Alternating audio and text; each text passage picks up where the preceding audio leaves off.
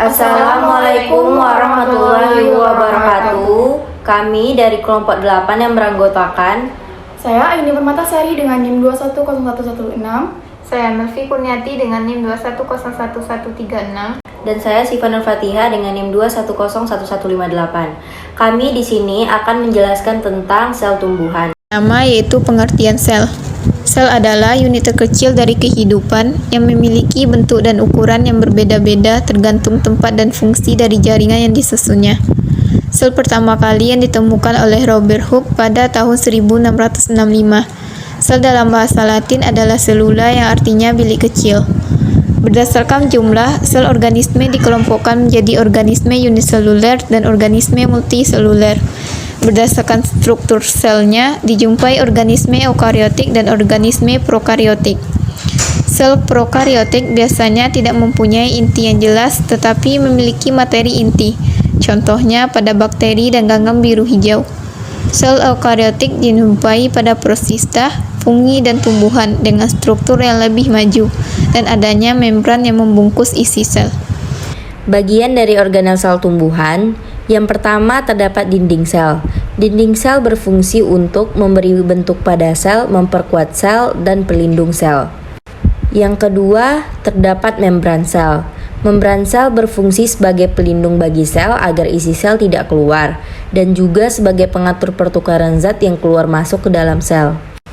Lalu yang ketiga, ada kloroplas. Kloroplas berfungsi untuk membantu tumbuhan sehingga dapat menjalani proses fotosintesis dengan sempurna. Yang keempat, terdapat mitokondria.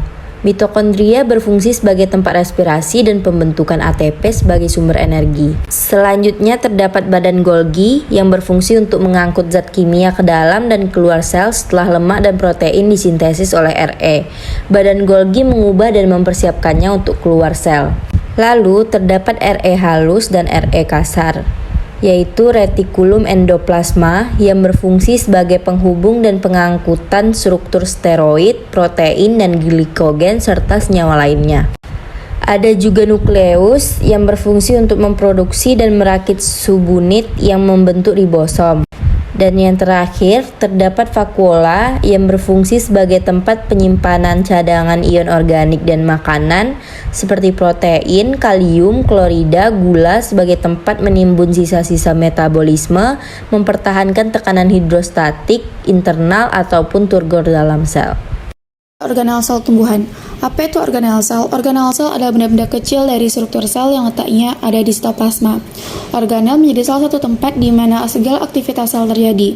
Organel sangat berperan penting dalam menjaga keutuhan dan keteraturan sel. Sel tumbuhan dapat diidentifikasikan sebagai bagian yang terkecil dari setiap organ yang ada pada tumbuhan. Pada tumbuhan, sel merupakan penggerak dari tumbuhan tersebut. Organel sel sendiri merupakan satu atau beberapa struktur yang memiliki fungsi tertentu dan terapung di dalam sitoplasma sel eukariotik. Tumbuhan merupakan organisme eukariotik yang memiliki organel sel yang terikat oleh membran. Meskipun begitu, organel sel tumbuhan memiliki karakteristik tertentu yang khas. Struktur dari sel tumbuhan terdiri dari sitoplasma atau cairan sel dan organel. Setiap organel sel tumbuhan memiliki karakteristik dan fungsinya masing-masing. Selain itu juga memiliki peranan tersendiri yang memungkinkan sel bisa bekerja dengan baik. Sel tumbuhan yang terdiri dari berbagai komponen organel ini dilindungi oleh dinding sel dan membran sel. Berikut adalah beberapa komponen dari organel sel yang ditemukan dalam sel tumbuhan pada umumnya. Yaitu yang pertama adalah dinding sel, plasma, nukleus, Re, ribosom, sitoplasma, badan Golgi, mitokondria, vakuola, dan kloroplas. Cukup sekian yang dapat kami sampaikan. Jika ada salah kata mohon dimaafkan. Wabillahi taufiq wa hidayah. Wassalamualaikum warahmatullahi wabarakatuh. Terima kasih.